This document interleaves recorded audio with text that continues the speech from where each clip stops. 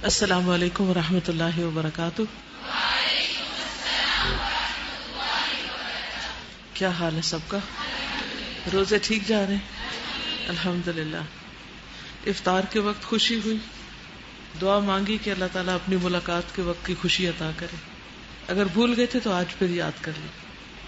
نحمده ونصلی علی رسولہ الکریم، اما بعد فاعوذ باللہ من الشیطان الرجیم، بسم اللہ الرحمن الرحیم، رب اشرح لی صدری ویسر لی امری واحلل عقدۃ من لسانی یفقہوا قولی۔ رمضان کا مہینہ بخشش کا مہینہ ہے، اور ہم نے اپنا ایک ٹارگٹ بھی رکھا تھا کہ انشاءاللہ ہم اللہ سبحانہ وتعالیٰ سے کثرت کے ساتھ اس مہینے میں استغفار کریں گے اور پوری کوشش کریں گے کہ اللہ تعالیٰ ہمیں معاف کر دے۔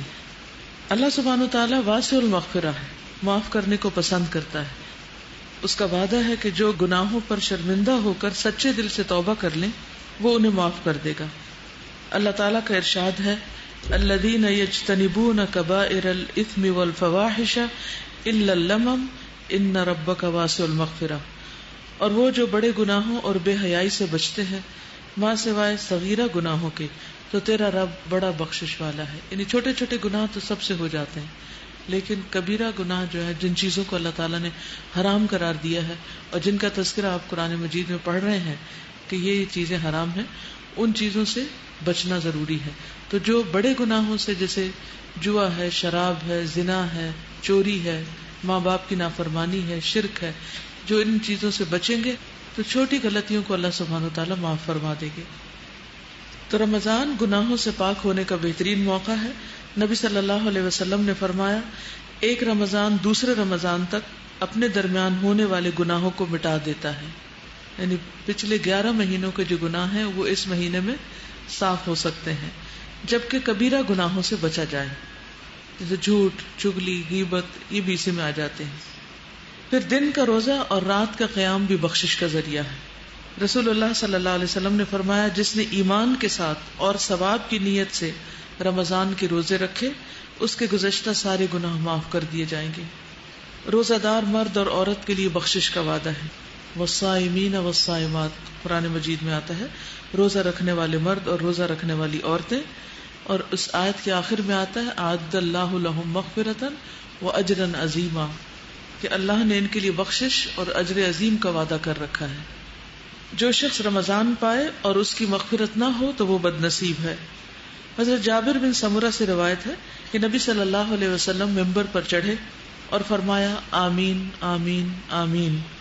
آپ نے فرمایا، میرے پاس جبریل آئے اور انہوں نے کہا کہ اے محمد صلی اللہ علیہ وسلم، اللہ اسے اپنی رحمت سے دور کر دے، اللہ اسے اپنی رحمت سے دور کر دے جس نے رمضان پایا پھر وہ مر گیا اور اس کی بخشش نہیں ہوئی، حتیٰ کہ وہ جہنم میں داخل کر دیا گیا۔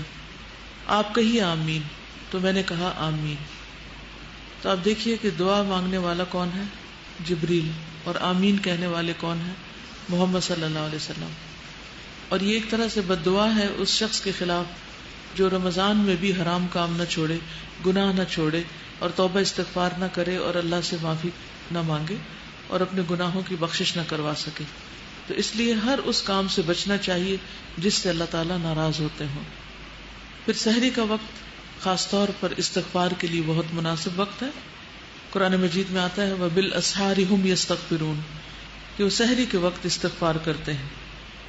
اللہ تعالیٰ ہر رات کو آدھی رات یا ایک تہائی رات کے آخری حصے میں آسمان دنیا پر نزول فرماتے ہیں اور ارشاد فرماتے ہیں کہ کون ہے جو مجھ سے دعا مانگے تو میں اس کی دعا قبول کروں، کوئی ہے جو مجھ سے سوال کرے تو میں اسے عطا کروں، کون ہے جو مجھ سے استغفار طلب کرے اور میں اسے بخش دوں، یہاں تک کہ طلوع فجر ہو جاتی، یعنی فجر کی اذان ہو جاتی۔ اس کے لیے کرنا کیا چاہیے؟ پہلے سے دعاؤں کی لسٹ بنا کے رکھنی چاہیے۔ اگر آپ نے اپنا گول سیٹ نہیں کیا ہوا کہ کون سی دعا مانگنی ہے، تو اس وقت پھر ٹائم اتنا تھوڑا ہوتا ہے، اور ویسے بھی آپ ہاف سلیپی بھی ہوتے ہیں، تو بہت ایکٹیو نہیں ہوتا مائنڈ کہ سوچ کے اس وقت دعائیں مانگی جائیں۔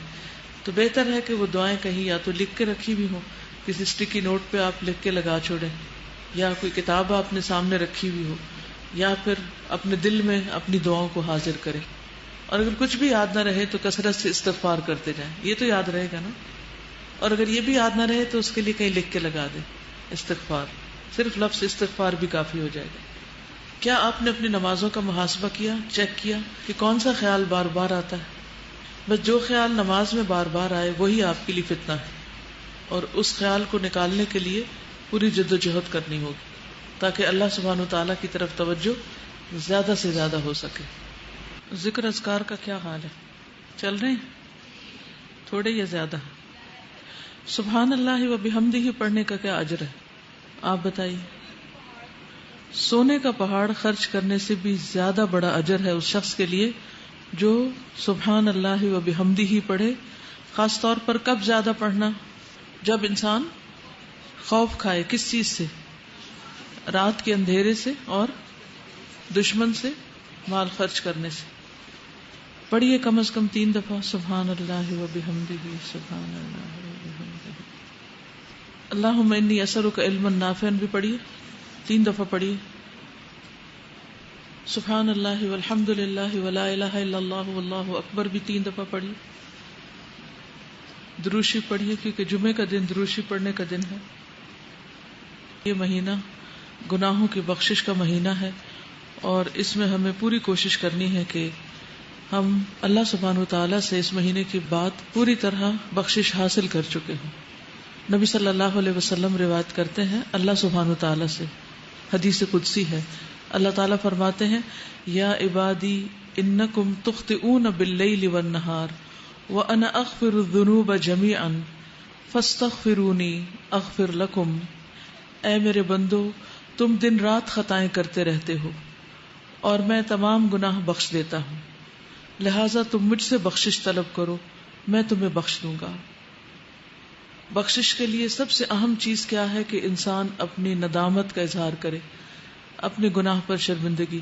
تو اس کے لیے آپ کو کرنا یہ ہے کہ اکیلے میں آج بیٹھ کر، صرف آج ہی نہیں پورا مہینہ اگر یہ عمل کرے تو بہت ہی مفید ہوگا، اکیلے میں بیٹھ کر اپنے کسی ایسے گناہ کا ذکر کریں اللہ تعالیٰ کے سامنے جو صرف آپ کو پتا ہے.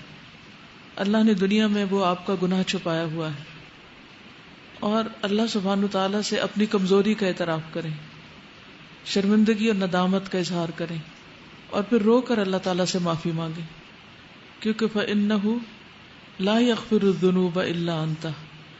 اللہ کے سوا کوئی بھی ایسا نہیں جو گناہوں کو معاف کر سکے. تو اس لیے بہت ضروری ہے کہ ہم ندامت اختیار کریں، شرمندہ ہوں، اپنی غلطیوں کو مانیں.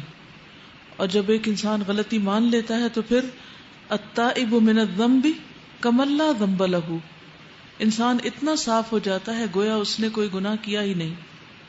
کمن لا ذنب لہ.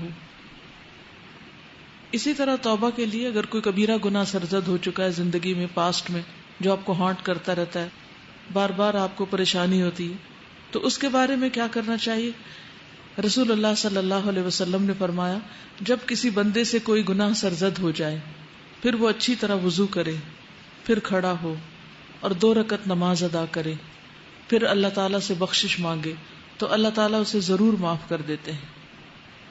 پھر آپ نے یہ آیت تلاوت فرمائی والذین اذا فعلوا فاحشة او ظلموا انفسهم ذکروا اللہ فاستغفروا لذنوبهم ومن یغفر الذنوب الا اللہ ولم یصروا علی ما فعلوا وهم یعلمون. اور پرہیزگار وہ لوگ ہیں کہ جب ان سے کوئی بے حیائی کا کام ہو جائے، انسان ہے نا غلطیاں ہو جاتی ہیں اور بعض اوقات تو ہم ریئلائز بھی نہیں کرتے کوئی غلطی ہو چکی ہے، یا وہ اپنی جانوں پر ظلم کر بیٹھے تو وہ فوراً اللہ کو یاد کرتے ہیں، دیر نہیں لگاتے اور اپنے گناہوں کی معافی مانگتے ہیں. اور اللہ کے سوا اور کون ہے جو گناہ معاف کر سکتا ہو؟ اور کون ہے؟ کوئی بھی تو نہیں. ساری دنیا بھی اگر ہمیں پاک باز پاک دامن قرار دے دے اور یہ کہے کہ آپ تو بہت ہی نیک لوگ ہیں، اور سرٹیفکیٹ جاری کر دے اور ایوارڈ اس پر دے دے ہمیں کہ ہم نیک ہیں، لیکن ہم نیک نہیں ہو سکتے جب تک کہ ہمیں اللہ سبحانہ تعالیٰ کی طرف سے نجات کا پروانہ نہ مل جائے. تو اس لیے بہت ضروری ہے کہ ہم خاص طور پر اللہ سبحانہ تعالیٰ کی طرف رجوع کریں، اور نماز جو کہ برائیوں کو مٹا دیتی ہے تو توبہ کے نوافل کا اہتمام کریں. یعنی جب بھی دل میں پریشانی آئے کسی گناہ کی تو اس کے علاج کے لیے نفل پڑھیں، اور پھر وہ دانستہ اپنے کیے پر اصرار نہیں کرتے، یعنی جو غلطی ان کی سے ہو گئی اسے بار بار دہراتے نہیں. اس استغفار کا فائدہ کیا ہوگا؟ انسان اللہ کے عذاب سے محفوظ رہے گا. آپ بڑی بڑی پریشانیوں سے، تکلیفوں سے، بیماریوں سے، حادثات سے محفوظ رہیں گے. نبی صلی اللہ علیہ وسلم نے فرمایا العبد آمن من عذاب اللہ ما استغفر اللہ. بندہ جب تک اللہ سے استغفار کرتا رہتا ہے اس وقت تک اللہ کے عذاب سے محفوظ رہتا ہے. جیسے قرآن مجید میں بھی آتا نا کہ اللہ ان کو عذاب نہیں دے گا جب تک کہ وہ استغفار کرتے رہیں. تو آپ کے اندر کسی بھی قسم کا اگر کوئی خوف ہے، بعض اوقات کچھ لوگوں کو فوبیاز ہوتے ہیں، یہ چھت نہ مجھ پہ گر پڑے، یا بلندی پہ جانے کا خوف ہوتا ہے، یا اپنی جان مال اولاد کے بارے میں کوئی بھی خوف ہوتا ہے، کسی بھی قسم کا کوئی خوف آپ کو جب ستاتا ہے اپنے مستقبل کا، بڑھاپے کا، آخرت کا، تو ان سب سے بھی نجات پانے کا ذریعہ یہی ہے استغفار. کیونکہ العبد آمن من عذاب اللہ ما استغفر اللہ. بندہ اللہ کے عذاب سے امن میں ہے. اللہ تعالیٰ ایسے بندے کو عذاب نہیں دے گا جب تک کہ وہ استغفار کرتا رہتا ہے. انسان کے گناہ خواہ آسمان کی بلندیوں تک پہنچ جائیں، لیکن اگر وہ اللہ سے معافی مانگتا ہے تو اللہ تعالیٰ اس کو معاف کر دیتا ہے، اور اللہ تعالیٰ کو اس کی کوئی پرواہ نہیں. یعنی ایک تو یہ ہوتا ہے نا کہ ہم جیسے کسی کو معاف کر کے بھی معاف نہیں کرتے، بار بار وہی غلطی دوسرے کی دہراتے رہتے ہیں، یا اپنے آپ کو رلاتے رہتے ہیں، یا اس پر تکلیف محسوس کرتے ہیں. لیکن اللہ سبحانہ وتعالیٰ اتنی وسعت والا ہے، علم والا ہے، حلم والا ہے کہ اس کو کسی بھی ایسی چیز کی کوئی پرواہ نہیں کہ وہ کس کا کتنا بڑا قصور معاف کر دے. اس کے خزانوں میں کوئی کمی نہیں آتی، اس کے لیے کچھ مشکل نہیں، نہ اس کے اندر بخل ہے اور نہ کسی قسم کا کوئی حسد ہے. وہ خوشی سے معاف کرتا ہے. بس شرط یہ ہے کہ ہم معافی مانگنے والے ہوں. اور ہر انسان خطا کار ہے، اور بہترین خطا کار وہ ہیں جو بہترین اور بہت زیادہ توبہ کرنے والے ہیں، التوابون ہیں. اور پھر یہ بھی خوشخبری ہے کہ آپ کے گناہ نیکیوں میں بدل جائیں گے. یعنی جو غلطیاں، کوتاہیاں، کمیاں ہو گئی وہ الٹا نیکی میں بدل جائیں گی. اور خصوصاً جب انسان استغفار کرتا ہے اور جیسے کوئی نیا مسلمان ہوتا ہے. اسی طرح اپنی بک آف ڈیڈ کے بارے میں کبھی کبھی ہمیں ضرور فکر لگتی ہے کہ پتہ نہیں اس میں کیا لکھا ہوا کس درجے کا سامنے آئے گا، اور اسے دیکھ کر ہماری کیفیت کیا ہوگی، ہمیں اتنی شرمندگی ہوگی، ہم اسے فیس کر سکیں گے یا نہیں. تو جو شخص چاہتا ہے کہ اپنا صحیفہ دیکھ کر خوش ہو جائے، اسے چاہیے کہ استغفار کی کثرت کر دے، کیونکہ اس میں سے وہ سارے انوانٹیڈ چیزیں رب ہو جائیں گی، اریز ہو جائیں گی، صاف ہو جائیں گی. جیسے بچے کام کرتے ہیں نا، ہوم ورک کرتے ہیں اور بڑے کانشیسلی کرتے ہیں، پھر اگر کوئی ایکسٹرا ڈاٹ بھی لگ جائے تو فوراً ربڑ لے کے اس کو مٹانے لگتے ہیں، یا وائٹنر لے کے اس کو، کہ یہ نظر نہ آئے. تو اسی طرح ہم بھی ہر روز اپنا ہوم ورک کر رہے ہیں آخرت کے لیے، اور کچھ نہ کچھ دھبا اس میں لگا ہی بیٹھتے ہیں، نہ چاہتے ہوئے بھی کہیں نہ کہیں کچھ ہو جاتا ہے. تو اس کے لیے بہترین طریقہ کیا ہے کہ ہم ساتھ ہی استغفار کا وائٹنر پھیر دیں، اور اتنا خوبصورت رجسٹر ہو کہ دیکھ کے دل خوش ہو جائے. جیسے ایک ٹیچر بچے کا کام دیکھ کر خوش ہو جاتی ہے نا کہ ایکسیلنٹ، بہت ہی بہترین ہے. تو اللہ سبحانہ وتعالی ہمارا عمل دیکھیں اور خود ہم اس کو دیکھیں تو ہم خوش ہو جائیں. آپ صلی اللہ علیہ وسلم نے اس شخص کو خوشخبری بھی دی ہے، طوبی لمن وجد فی صحیفته استغفارا کثیرا. اور اس کے لیے ہمیں کرنا کیا چاہیے؟ اپنی زبان میں بھی استغفر اللہ کہیں، اللہ سے معافی مانگے، اور مختلف جو استغفار کی دعائیں ہیں ان کو پڑھیں. انشاءاللہ ایک نیا کارڈ بھی بن رہا ہے جس میں سارے استغفار قرآن مجید سے اور مسنون جتنی بھی دعائیں استغفار کی ان سب کو جمع کریں، تاکہ کوئی کسر نہ چھوڑیں اللہ سبحانہ وتعالیٰ سے معافی مانگنے کی ہر طریقے سے. کیونکہ بعض اوقات ہوتا ہے نا، ایک انداز میں بات کرنا اللہ تعالیٰ کو پسند آتا ہے، اور بعض اوقات ایک اور انداز میں زیادہ افیکٹو ہوتا ہے. تو ہمیں نہیں پتا کہ کون سا طریقہ اللہ کو زیادہ پیارا ہو، تو ہم سارے طریقے اختیار کر لیتے ہیں تاکہ اللہ تعالیٰ ہمیں معاف فرما دے.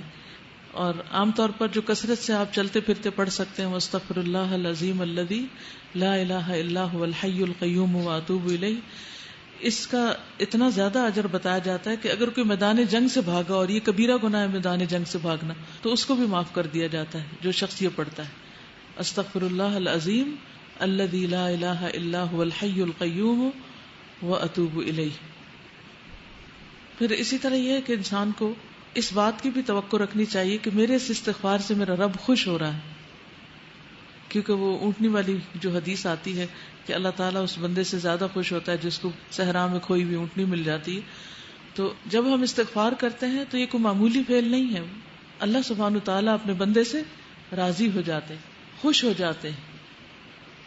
اور پھر آئندہ کے لیے گناہوں سے ڈرتے بھی رہنا چاہیے. یہ نہیں کہ انسان دلیر ہو جائے کہ اللہ تعالیٰ خوش ہوتے ہیں تو پھر میں اور جی بھر کے گناہ کر لوں.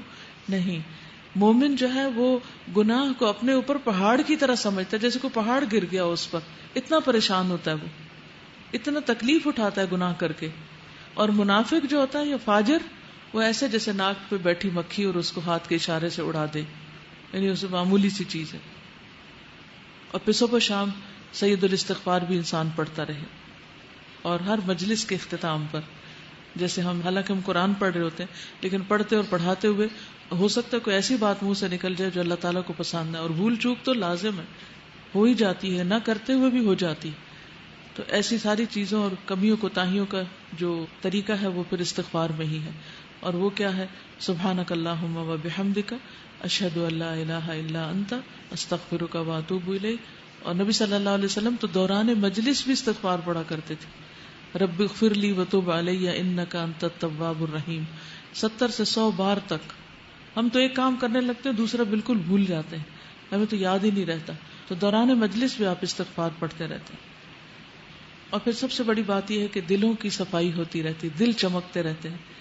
کیونکہ دل اگر چمکتے رہیں گے تو ہم خوش بھی رہیں گے، اور نہ کوئی خوف ہوگا نہ غم ہوگا.